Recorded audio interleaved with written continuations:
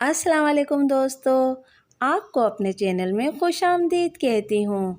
Novel वक्त के उलझे धागे के दूसरे हिस्से के साथ हाजिर हूँ। नॉवेल की तरफ बढ़ने से पहले आप दोस्तों से एक शिकवा करना है कि आप मेरी वीडियो देख तो लेते हैं, लेकिन आप मेरी वीडियो को लाइक करना भूल जाते हैं। इसलिए प्लीज़ सबसे पहले वीडियो को लाइक कीजिए और मेरे चैनल को सब्सक्राइब कीजिए। चलिए बढ़ते हैं नॉवेल की तरफ। ये पढ़ाई में अच्छा होने की मेहरबानी इस पर ना होती तो वो भी अपने मामू की बेटी शबाना जैसी होती, जिसका मैट्रिक की छुट्टियों में शहरोज से मौसमी बुखार जैसा अफेयर चला था।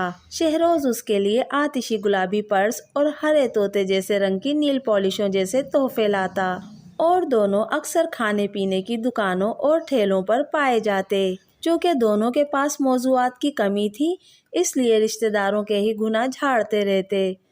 पर किसी निसाबी साल की तरह फर्स्ट ईयर में दाखिला होते ही उनका ताल्लुक भी ख़त्म हो गया। अब उसकी अम्मा चाहती थी वो शबाना की हम पल्ला हो जाए। सब कुछ भुलाए उसने खाने से खूब इंसाफ किया और जब तक वेटर डालते रहे खाती रही। फिर फारिग होकर अपनी सहेलियों को ढूंढा जो कोने वाले एक कमरे में अफरोज को घेरे हुए थीं। अरे तुम्हारी अजीज राजिया किधर रह गई? मुझे तो आज तक कुल्फी नहीं खिलाई और तुम्हारे लिए बड़ा तोहफे का डब्बा लेकर आई है। जिस लड़की ने तबसरा किया था उससे राजिया की वैसे ही नहीं बनती थी। खैर आगे पीछे तो मेरे लिए भी समोसे से ज्यादा कुछ पर्स से नहीं निकला। आज ही कुछ लाई है अपने स्टैंडर्ड का। सुबह उसने किसी के तोहफे को नियत के बजाय पैसे से तोला था, अब उसके साथ वही हो रहा था। आज इतनी अच्छी तो लग रही है, देखा है उसका जोड़ा कितना स्टाइलिश है। उसकी एक और सहेली ने उसकी तरफदारी की। हाँ, बड़ी यूनिवर्सिटी से एमए कर लिया है, अच्छे डिज़ाइन के कपड़े बनवा लिए हैं, पर रहेगी तो पेंडू ही ना। ये तबसरा अफरोज ने नहीं किया था, मगर उसने करने वाली को ताईदी निगाह से देखा ज़रूर था। इस वक्त इस शामियाने में सजे बेशुमार आईनों में राजिया को अपना अक्स नज़र आने लगा था हर जाविये से। वापसी पर गाड़ी के पहिए चलते रहे तो राजिया की सोचें भी रवा रहीं। फिर पहिए रुके तो माजी की सब सोचें भी रुक गईं। अब वो स्ट्रेचर से बिस्तर पर डाल दी गई थी और नर्सें उसके वाइटल ले रही थीं। इन्हें हुआ क्या है? डॉक्टर ने करीब खड़े उसके शोहर से पूछा। ठीक ठाक थी, फिर सर में दर्द की शिकायत की। अचानक बेसरोपा बातें करने लगी और बेहोशी में बड़बड़ाने लगी। डॉक्टर ने तफसील सुनकर बिस्तर के इर्द गिर्द पर्दे खींच दिए। उसका शोहर इमरजेंसी से बाहर निकलकर वेटिंग एरिया आया, जहां उसकी माँ का वावेला जारी था। वो बार बार झोली फैलाकर कह रही थी कि हाय मेरी बच्ची को क्या हो गया। कभी अपना सर पीटने लगती तो कभी सीना, जैसे मरीज़ा को इन्हीं अवामिल से आराम आएगा। साथ ही उसकी रोशनी पुप्पो बैठी थी, जिनको आनन फानन निकलने की वजह से मौके की मुनासबत से अपना मेकअप हल्का करने का वक्त नहीं मिला था, इसलिए नीले आई शेड और जामनी लिपस्टिक के साथ बालों के जूड़े में बड़ा सा सूरजमुखी वाला क्लिप लगा रखा था। इस हुलिये में बौखलाई हुई इधर उधर देखती तीमारदार से ज्यादा दुल्हन की डोली के साथ जाने वाली अजीजा लग रही थी। उसने बाकी अफराद गिने तो एहसास हुआ उसके अपने बच्चों के साथ 2 बच्चे हमसायों के भी आ गए थे। दिल ही दिल में उसने खुदा की कुदरत और जापानी गाड़ियों को खिराजे तहसीन पेश किया, जो इतने अफराद घर से अस्पताल पहुंच गए और रास्ते में किसी का दम भी नहीं घुटा। फिर खुद भी वो कोने में सर पकड़कर बैठ गया। अरे मुझे पता होता उसकी तबीयत इतनी ख़राब है तो खुद बड़े के कीमे के कबाब बनाकर खिलाती, मगर उसने तो भनक न पड़ने दी। ऐसी ही है जैसे मुंह में ज़ुबान नहीं, अपना दर्द भी कभी नहीं कहती। खुदाया मेरी बहू को सेहत बख्श। ये पहला फेज था जिसमें वो बैन करने के अंदाज में दुआएं मांग रही थी। उनकी नीयत ठीक थी मगर याददाश्त कमज़ोर थी। अल्लाह ने राजिया को ज़ुबान दी थी, मगर उसका इस्तेमाल उनको इतना नागवार गुजरता था कि राजिया ने खुद ही ज़ुबान को आराम देना शुरू कर दिया। और ये इस सब का ही नतीजा था, जो दिल इतना भर गया कि जब दिमाग पर चढ़ गया था। राजिया के शोहर ने कुड़कर माँ के बड़े के कीमे के कबाब याद किए। उसकी माँ को सर दर्द से लेकर दिल का दौरा पड़ने तक हर चीज़ का इलाज बड़े के कीमे के कबाब लगते थे, और इस पर इनका कुछ ऐसा एतकाद था कि पहला लुकमा लेते ही हमेशा भली चंगी भी हो जाती थी।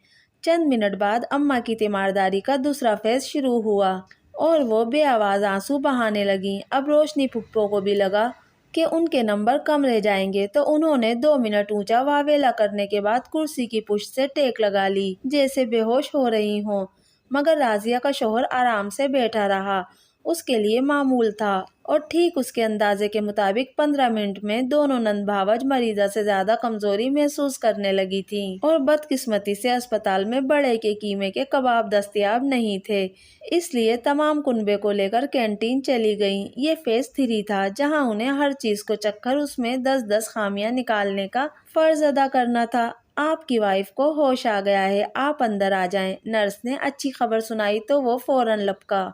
تم کون؟ راضیہ نے ذہن پر زور ڈالا۔ میں شہروز، تمہارا شوہر۔ اسے اپنی بیوی کی حالت ٹھیک نہیں لگ رہی تھی۔ شہروز؟ راضیہ نے ذہن پر زور ڈالا۔ تم میرے شوہر کیسے ہو گئے؟ وہ یوں گرج کر اٹھی کہ نرس کو بھی دونوں کے رشتے پر شک ہونے لگا۔ کتنے سال ہو گئے ہیں شادی کو؟ نرس نے پوچھا۔ 10 سال ہو گئے، 3 بچے ہیں ہمارے۔ شہروز کو وضاحت دینا بالکل اچھا نہیں لگ رہا تھا۔ ارے میری تو کلاس فیلوز میرے لیے ایک سے ایک ہیرا رشتہ ڈھونڈ رہی تھیں، مجھے تم ہی ملے تھے شادی کے لیے جس کا شبانہ سے چاٹ مسالے جیسا افیئر تھا۔ ہائے، چاٹ مسالہ؟ نرس بھی متعجب ہوئے بغیر رہ نہ سکی۔ ہاں تو کھانے کے علاوہ انہیں آتا ہی کیا تھا؟ دہی بھلے اور گول گپے کھا کھا کر رشتہ داروں کے مزاحیہ نام رکھتے تھے۔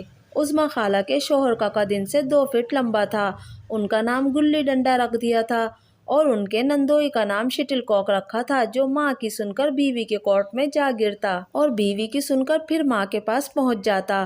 ایک دفعہ عمران ماموں بھی اسی دکان پر گئے تو دکاندار تک ان کے ذکر سے اتنا باخبر تھا کہ فوراً ان کی کرکٹ امپائر والی ہیٹ دیکھتے ہی سمجھ گیا کہ یہ وہی عمران ماموں ہیں جن کی ہیٹ میں ہم بچپن میں نانی جان کی ریوڑیاں چرا کر چھت پر لے جاتے تھے۔ شکر ہے دکاندار کو تم دونوں کا نام نہیں پتا تھا، ورنہ سب کا بھانڈا پھوٹتا۔ وہ کسی آندھی طوفان کی طرح پتھر برسا رہی تھی۔ شہروز کے لیے اس کے الفاظ سے زیادہ یہ بات حیران کن تھی کہ وہ ایسے بول رہی ہے جیسے دل کا زبان سے براہ راست تعلق ہو گیا ہو۔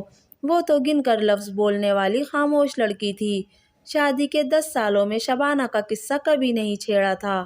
اب جب وہ 1 دہائی کے دکھ سکھ بانٹ کر 3 بچوں کی پرورش کرنے کے لیے ایک دوسرے کا ہاتھ تھامے کھڑے تھے تو اس نے یہ تذکرہ شروع کر دیا۔ تم بھول رہی ہو، ہم بہت خوشگوار زندگی گزار رہے ہیں، میں بہت بدل گیا ہوں۔ ہاں شکر، تم نے بال کٹوا لیے، مگر کپڑے اب بھی ایسے چست اور رنگین پہنے ہیں، لگتا نہیں کچھ خاص بدلا ہے۔ پھر کہتے ہو ہماری شادی ہو گئی۔ اگر میں 10 دن بھی یہ اورنج اور نیلی قمیض دھو کر استری کروں تو میرا دماغ الٹ جائے۔ راضیہ نے دونوں ہاتھوں سے سر پکڑا۔ نرس فوراً ڈاکٹر کو بلانے دوڑی۔ حوصلہ رکھو راضیہ رانی۔ شہروز بھی ایک دم گھبرایا۔ راضیہ رانی کے الفاظ سن کر وہ رکی، اسے واقعی کچھ یاد آنے لگا تھا۔ تم میرے ساتھ بہت خوش ہو، اب تو ہمارے بچے بڑے اسکول میں جاتے ہیں۔ شبانہ کو اگر چاٹ کھلاتا تھا تو تمہیں مہنگے مہنگے برگر کھلائے ہیں۔ کم عمری میں اس کے منہ سے رے کی جگہ ڑے کا پھسلنا معمول تھا۔ اس عادت کو وہ بہت حد تک قابو کر چکا تھا، پھر بھی اکثر جذباتی ہوتا تو ڑے ساری قیود توڑ کر دیوانہ وار باہر آ دھمکتا تھا، اور اس مانوس ڑے کے نکلتے ہی راضیہ کی گمشدہ یادداشت حال میں آ گئی۔ ہائے یہ گڑبڑ بڑگڑ، وہ بگڑ کر بولی اور پھر بستر پر مچلنے لگی۔ کتنی بری لگتی تھی تمہارے گھر میں ہر 4 دن بعد بننے والی توریاں اور لوکی، مگر ان کو نگلنے سے زیادہ تکلیف دہ تمہارے منہ سے نکلا بڑگڑ اور پائستہ ہضم کرنا تھا۔ تم نے تو پہلی بار مجھے ڈونٹ کھلا کر پوچھا تھا کہ بن پسند آئے، میں تصحیح کرتی تھی تو تمہیں لگتا تھا اپنی پڑھائی کا روب جھاڑ رہی ہوں، اس لیے تمہاری محبت میں اپنے ایم اے کو میں نے الماری میں بند کر دیا۔ راضیہ جیسے زبان سے دست و گریبان ہو رہی تھی۔ شہروز بھولا انسان تھا، ساری گفتگو میں ایک محبت ہی سنائی دیا تھا۔ آج سالوں بعد تم نے کہا ہے کہ تمہیں مجھ سے محبت ہے، مجھے لگا تھا یہ جذبہ بھی کہیں تالے میں بند ہوگا۔ 10 سال میں اس کی فلمی سوچ بھی زیادہ نہیں بدلی تھی۔ کہتی نہیں ہوں پر کرتی تو بہت ہوں، وہ بھڑک کر بولی۔ جبھی تو تمہاری خود کو ڈول سمجھنے والی ڈھول جیسی پھپھو کو اب تک بالوں کا جوڑا بنانے میں مدد کرتی ہوں۔ اتنی اینٹیں دیواریں چین میں نہیں ہوں گی جتنی ان کے سر پر پینے لگتی ہیں۔ اور تمہاری اماں؟ ایک دفعہ خالو کے بیمار ہونے پر میں نے کہا جنجر اور ہنی دیں، افاقہ ہوگا، تو بگڑ کر کہنے لگی کہ رہنے دو یہ اپنی فضول ترکیبیں، आधे घंटे बाद अदरक के पानी में शहद घोल कर पिलाया और 10 दिन मुझे सुनाया कि उनके टोटकों से ही आराम आया। इसके बाद मैंने कुछ कहना ही छोड़ दिया। राजिया ने सर पकड़ा तो यकीन करना मुश्किल था कि याददाश्त के ना होने पर परेशान है या होने पर पछता रही है। अरे अम्मा के टोटकों की दुनिया मुतारिफ है, तभी कोई बीमारी लंबी नहीं होती। उसने फ़ख्र से कॉलर अकड़ाना चाहे। बीमारियां तो इसलिए लंबी नहीं होती कि अपनी मट्टी पलीद नहीं करवाना चाहती। इन्फ्लुएंजा का नाम मुख्तसर करके फ्लू तुम जैसों की वजह से रखा है, वरना इन्फ्लुएंजा इन्फ्लुएंजा कहकर इसका भी हशर कर देते।